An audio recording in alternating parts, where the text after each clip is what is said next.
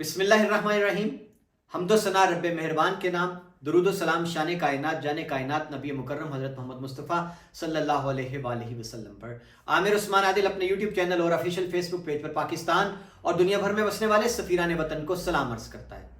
ناظرین، آپ کی فرمائش پیش ہے حلقہ N63 کڑیاں والا ٹانڈا جلال پور جٹن کا ایکسکلوزیو تجزیہ، کس کا پلڑا بھاری اور کس کی الیکشن مہم تگڑی اور جاندار رہی، کون بنے گا سلطان N63 کا۔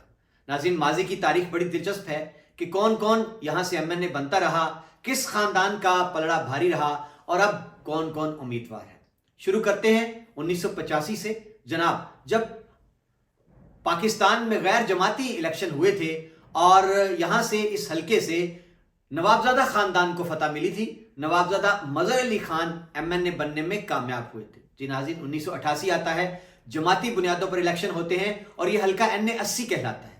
N80 سے ناظرین یہاں سے امیدوار منتخب ہوئے چودھری تجمل حسین، جی چودھری برادران کے، اور اس کے بعد اسی طرح سے 1990 میں بھی چودھری تجمل حسین الیکشن جیتنے میں کامیاب رہے اور انہوں نے روایتی حریفوں کو یعنی نوابزادگان کو شکست دی۔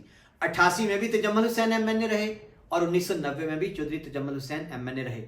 1993 آ گیا ناظرین، حلقہ N80، اور اس کی اب کی بار نوابزادہ غضنفر علی گل امیدوار تھے اور ان کے مد مقابل چودھری شجاعت حسین تھے جنہوں نے 2 سیٹوں پر الیکشن لڑا تھا، اور کوٹلہ خاندان چودھری عبدالخالق نے بڑی بھرپور مہم چلائی نوابزادہ غضنفر علی گل کی، اور یوں نوابزادہ غضنفر علی گل نے چودھری شجاعت حسین جیسے امیدوار کو مات دی تھی۔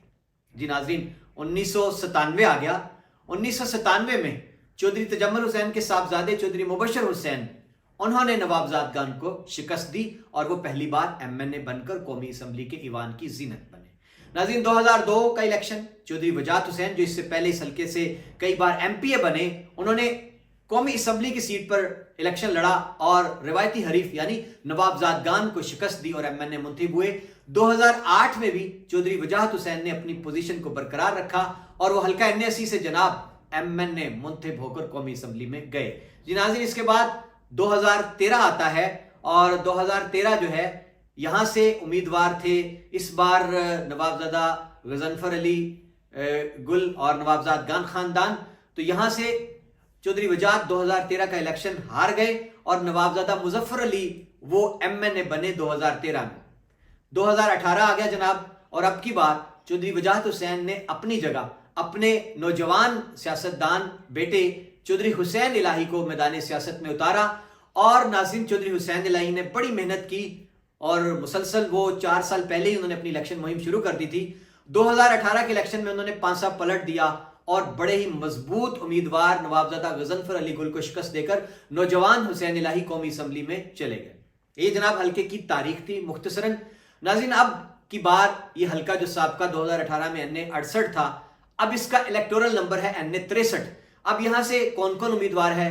جی جناب، وہی روایتی امیدوار ہیں، نوابزادہ غضنفر علی گل نون لیگ کے ٹکٹ پر، نوابزادہ خاندان کے مد مقابل چودھری حسین الہی ایک بار پھر کاف لیگ کے ٹکٹ پر امیدوار ہیں، اور یہاں سے تحریک انصاف نے چودھری ساجد یوسف چنی کو اپنا امیدوار نامزد کیا ہے، اور کہا یہ جاتا ہے کہ وہ چودھری پرویز الہی مونس الہی کے حمایت یافتہ امیدوار ہیں۔ اور ناظرین، یہاں سے تحریک لبیک کے جی سلطان محمود قادری وہ بھی امیدوار ہیں، اور اسی طرح سے کچھ اور جماعتوں کے امیدوار بھی ہیں، لیکن قابل ذکر مقابلہ چودھری حسین الہی اور چودھری ساجد یوسف چنی اور نوابزادہ غضنفر علی گل اور تحریک لبیک کے بیچ ہے۔ جی ناظرین، تجزیہ آپ کے سامنے رکھتے ہیں۔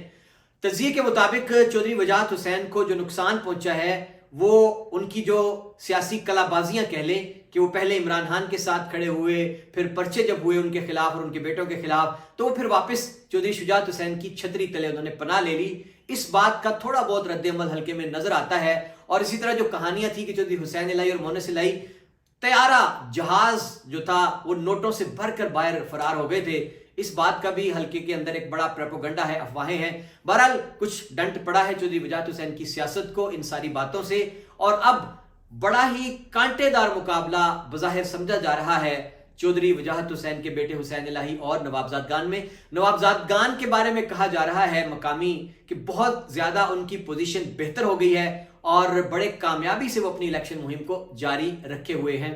جی اب بات کریں تحریک انصاف کی، تو بظاہر چودھری ساجد یوسف چنی اس حلقے کے لیے نو آموز کہے جا سکتے ہیں. اس سے پہلے ان کی روٹس اس حلقے میں نہیں ہیں. محض ان کو یہ گمان ہے کہ پی ٹی آئی کی جو ایک لہر ہے، کہا یہ جا رہا ہے کہ خاموش ووٹر اپنا کردار ادا کرے گا اور پی ٹی آئی تمام سرویز میں آگے ہے، تو وہ اسی گمان پر الیکشن میں اترے ہیں. الیکشن مہم ظاہر ہے پی ٹی آئی کے امیدواران کو اس انداز سے جاری رکھنے نہیں دی جا رہی. ناظرین، سوال یہ ہے کہ اگر یہ تینوں جو بڑے امیدوار ہیں بڑی جماعتوں کے، نون لیگ، کاف لیگ، پی ٹی آئی، ان کا آپس میں مقابلہ ہوتا ہے، ان کا ووٹ جو ہے وہ ظاہر تقسیم ہوتا ہے، تو لبیک کا امیدوار جس نے ماضی میں بھی خاطر خواہ اس حلقے سے ووٹ لیے تھے، کیا وہ سرپرائز دینے میں کامیاب ہو جائے گا؟ کیا وہ اس تقسیم کا فائدہ اٹھائے گا؟ اور کیا لبیک کے ووٹ بینک میں اضافہ ہونے سے کوئی بڑا اپسیٹ ہو سکتا ہے اس حلقے میں؟ اس بات کا انتظار رہے گا. سر دست و جناب خبر کچھ یوں ہے کہ بڑا ہی کانٹے دار نیک ٹو نیک مقابلہ ہے چودھری حسین الہی اور نوابزادہ غضنفر علی گل میں. بظاہر پلڑا بھاری نظر آتا ہے نوابزادہ غضنفر علی گل کا، لیکن دیکھنا یہ ہے کہ اگر پی ٹی آئی کا اپنا ایک پاپولر ووٹ موجود ہے، اور اگر یوں گمان کر لیا جائے 63 سے کہ اگر 50% ووٹ بھی پی ٹی آئی کا قائم ہے، تو پھر ان کے مد مقابل جو 50% ووٹ ہے وہ تقسیم ہوگا کاف لیگ میں، نون لیگ میں، لبیک میں. تو کیا تحریک انصاف کا امیدوار کوئی بڑا اپسیٹ کر دے گا؟ اس ساری بات کا دار و مدار کیا پی ٹی آئی کے پولنگ ایجنٹس کو پولنگ ڈے پہ بیٹھنے دیا جائے گا؟ سب سے بڑا سوال یہ ہے. اجازت دیجیے، اللہ حافظ.